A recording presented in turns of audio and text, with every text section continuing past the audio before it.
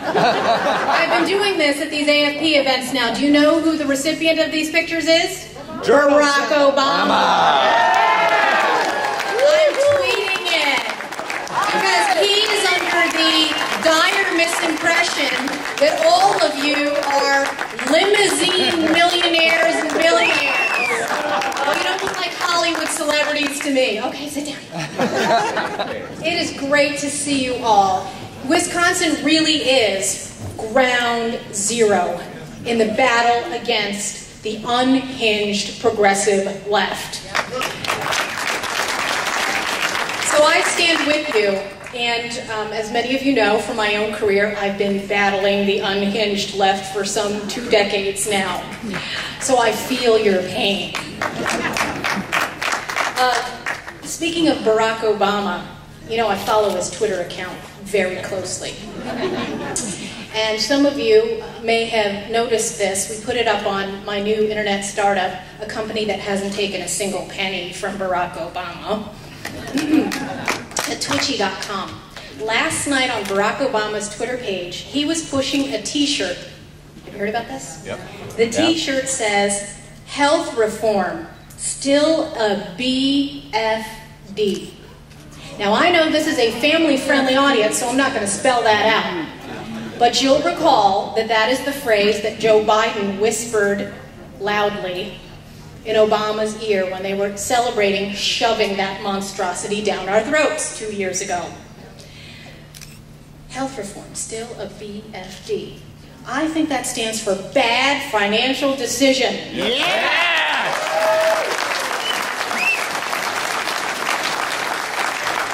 Big bleeping dud. You know, we are battling a lot of these progs, I call them, on the internet, and it really is the new frontier, the new battleground and war space for conservatives to get in there and get in their faces, because that's what we need to do. And I can't continue talking with you today without pausing for a moment, and I hope that instead of a moment of silence, that we can have another moment of raucousness for the late Andrew Breitbart.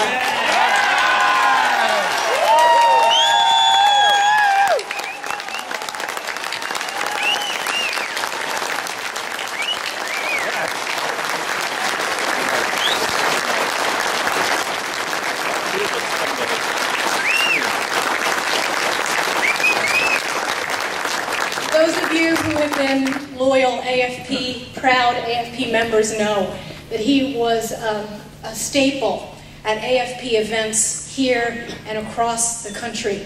And he has not forgotten his online legacy and the grassroots activism that he has spurred across the country, particularly among the younger generation, is thriving now.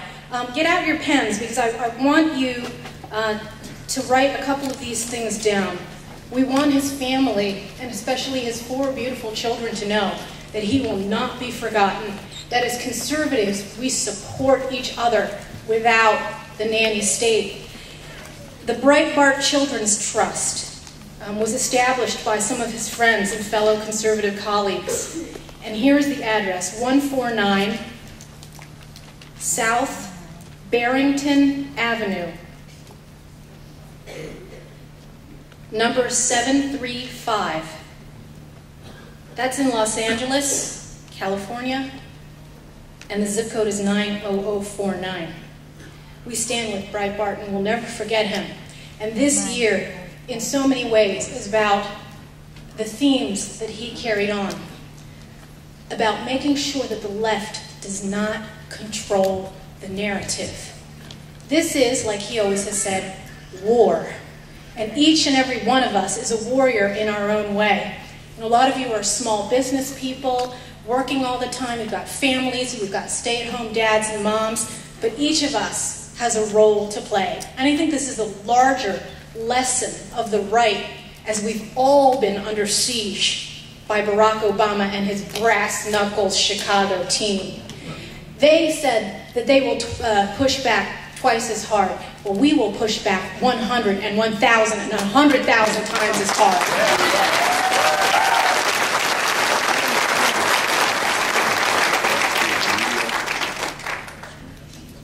We have to have our facts. That's our best ammunition. Our ammunition is the truth. Our ammunition is the Constitution and the principles, not just that we preach, but by which we live. And it's our integrity. It's our character. It's our own life stories that we need to get out there. These Olympiads, they've perfected the art of the narrative. And that's why you see, every time you see Nancy Pelosi and what I call the femagogues out there, spinning their tales about the war on women. I can tell you about the war on women, and every woman in this audience can tell you about the war on conservative women. That these demagogues have waged on us. You've got a fabulous lieutenant governor here as well as a governor. She's got the battle scars. You know, I thought I had it bad when I was called a mashed up bag of meat with lipstick on it by that loser progressive Paller, Keith, what's his name? But your lieutenant governor has suffered far worse and endured far worse. And conservative women need to stand with her.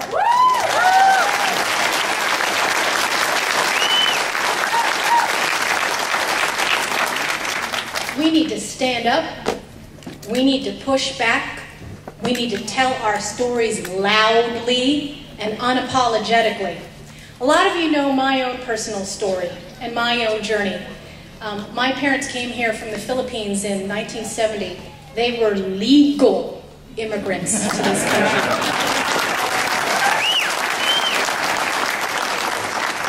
They had to learn English.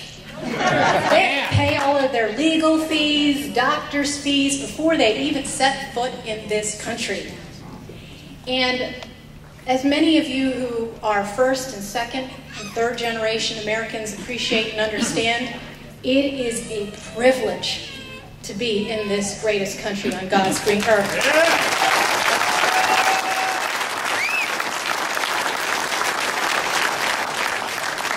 It is not an entitlement. It is not a right.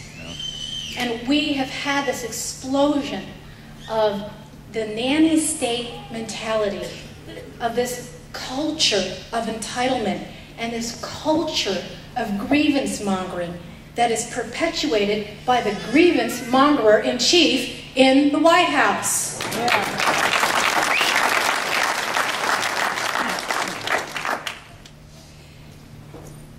We're united in defending the American dream. They are united in sabotaging it, destroying it, undermining it, and, to invoke their favorite word, transforming it. America doesn't need to be transformed. We need to be restored. We need restoration.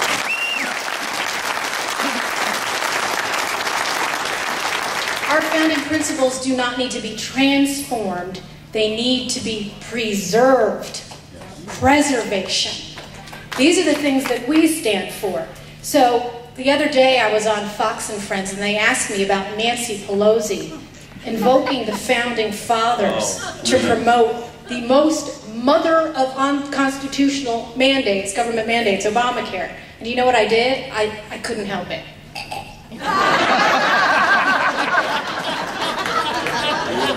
She just sets off my gag reflex.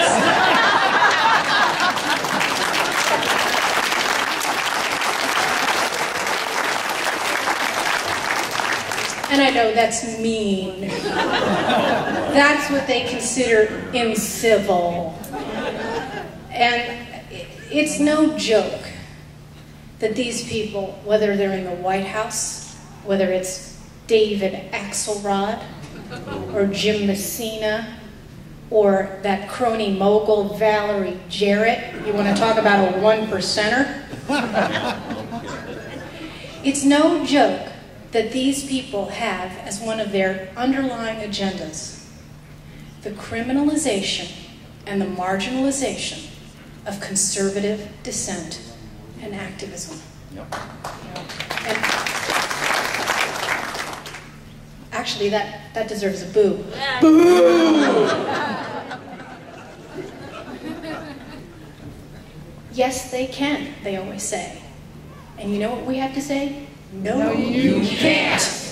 No, you won't. And pardon my French, the hell you can't!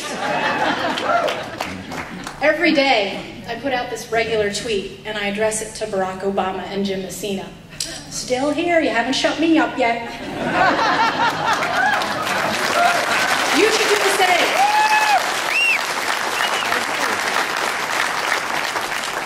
One of the things that we do on Twitchy.com is push back with counter narratives.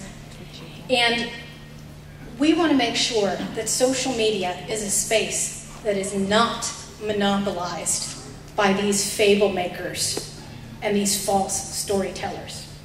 So, to celebrate the second birthday of that terrible two, Obamacare, Barack Obama tried to play this little game where he had everybody put out this theme that's called a hashtag.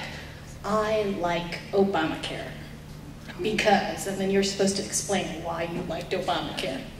So conservatives hijacked this hashtag. And I just gotta share these because one of the best ways we can fight back is with our sense of humor. Isn't it funny that they always say that we're the angry ones, and then you look at Keith Olbermann's face, and this guy, Ed Schultz. Oh. He's the scariest looking dude I've ever seen. But look at me, look at you. You know, we're having fun while we do this. We know it's a serious business, defending the American dream. But we're happy warriors. Just like Ronald Reagan.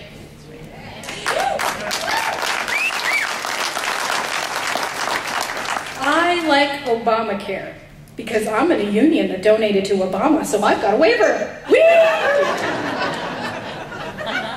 I like Obamacare because I got to watch the negotiations on C-SPAN. Oh, wait a minute. Oh, no. I did. I like Obamacare because the free market is so cliche. My favorite is from one of my favorite bloggers and tweeters online, I Will Hawk blog, David Burge. I like Obamacare because the best things in life are free. Give or take $2 trillion.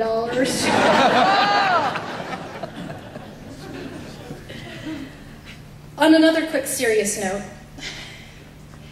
these Keynesian eggheads have driven us into the ground.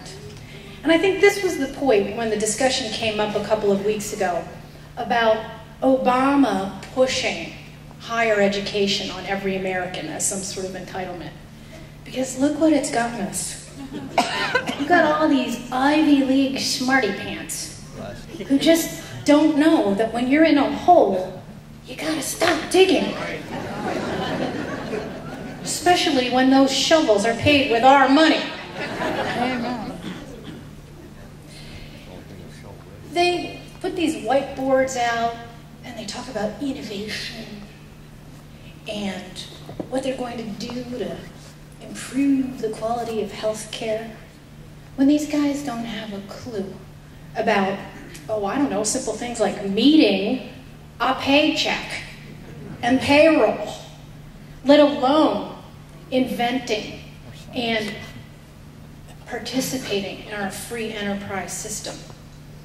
A couple of years ago, this was 2 years ago, just as this whole Obamacare debacle was unfolding, you might recall that former President Bill Clinton had to be rushed to the hospital.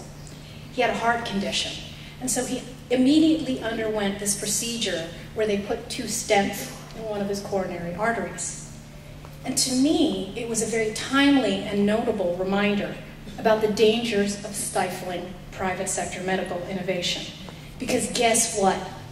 Stents don't grow on trees. And government bureaucrats didn't make them. They only stood in the way. And then they taxed them. And it's the medical device tax that was stuffed into the Obamacare legislation that is now going to stifle the very kind of developments that saved Bill Clinton's life. Do you think these people get that? No. They don't care. But they've got Harvard and Princeton and Stanford degrees. And after they ruin our economy and their failed ideas keep failing, they get to go back to their Ivy League world and indoctrinate a whole new generation of failed eggheads. This has to stop. Yes, it does. And to make another leap and connection, this is why what Tim talked about, the need for innovation in the educational marketplace, is so important.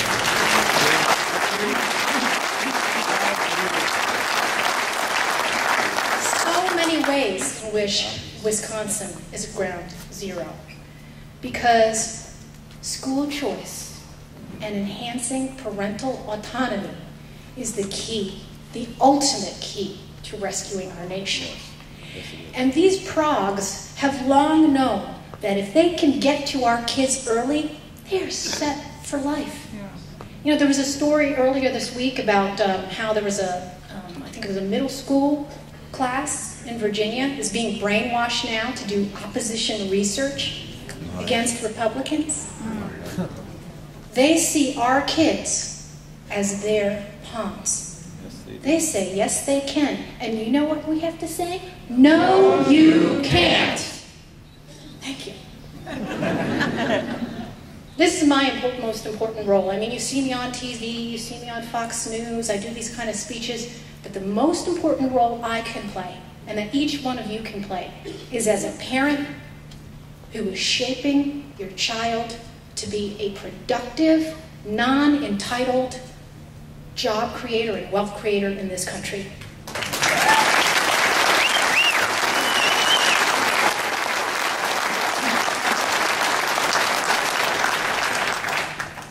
Bill Ayers.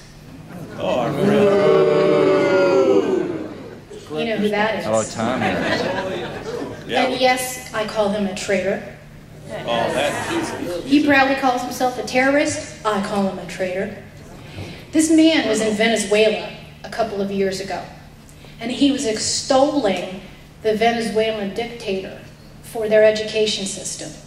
And he was drawing parallels to the Alinskyite principles that he was trying to apply to the classrooms here in America. And he said this, and it's stuck in my mind: education is the motor force for revolution. Revolution, upheaval, anarchy, the politics of Obama-style transformation. We always hear these platitudes about how our children are the future. They're my future, not the government's.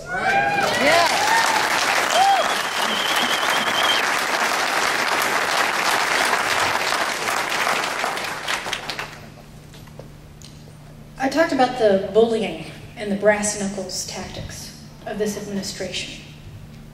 And I have proudly stood with you and Americans for Prosperity since day one. I was here several years ago at one of the first tea parties right by the lake. Yeah. And I had a call and refrain then, because at the time President Obama said he was going to call grassroots conservatives out. And we flipped the script.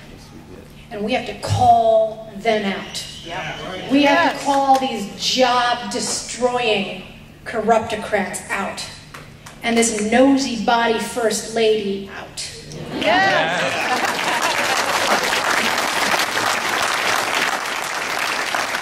And these radical green meddlers and scammers and fraud artists out. Yes. I live in Colorado now, and I've lived there for almost 4 years. And I see every day how that administration is trying to sabotage key industries in my state. And it's the same everywhere in the country. Tim talked about some of these eco scams, and it's something that I've been documenting and reporting on in my blogs and columns, the big green boondoggles. And you know, I've said over the last couple of years that if there's a theme sound for this administration, it's this. Doot, doot, doot. Do you know what that is? It's the dump truck backing up every Friday, dumping new documents that they don't want the mainstream media to talk about. And there was just one this past Friday, and there was one last Friday. And we're finding more and more about how every last administration official had their hands on deck trying to cover up this $500 million Solyndra bankruptcy. Yeah. Did you know that up until the whole, you know what, hit the fan, Michelle Obama had been planning to have Solyndra executives in her box for the State of the Union address. Oh. Because they're innovative. Oh, really? I'm innovative. I'm never going to be in Michelle Obama's box. Although that would be quite a scene, wouldn't it? Michelle versus Michelle.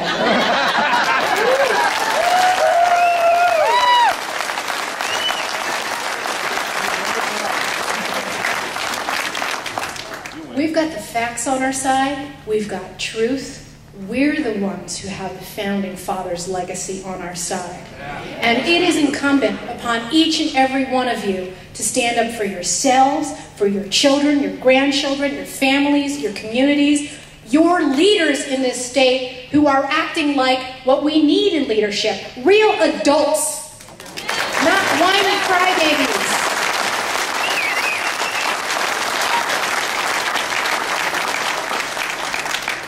We're proud to stand, not as Americans for entitlement, not Americans for grievance, but Americans, not hyphenated. That's the last thing I wanted to stress to you. Because we've got racial demagogues and race hustlers in the White House who want to divide us. These are the people that are always calling us racists. And I always put 20 A's in there. Racists. Every day, these are the same people who ask me, have you looked in the mirror lately, Michelle? You're not white.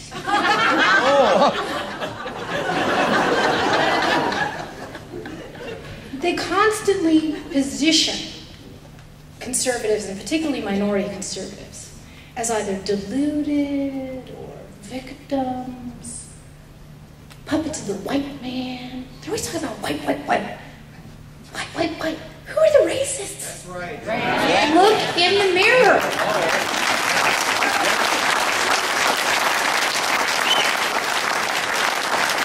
We can be most effective. All we have to do is turn the mirror on them. Take the pictures and tweet them out, which is what I plan to do. And be happy warriors. Just to go back to Andrew Breitbart, I mean, you saw him on TV, you saw him in these events, and you know that the caricatures that they try to portray, that the boxes that they try to put us in are all false. Those are the people who are self-deluded. These are the people who are incredibly unhappy when we still have the privilege of living in the greatest country on this earth, and we are going to keep it this way. God bless you. God bless America.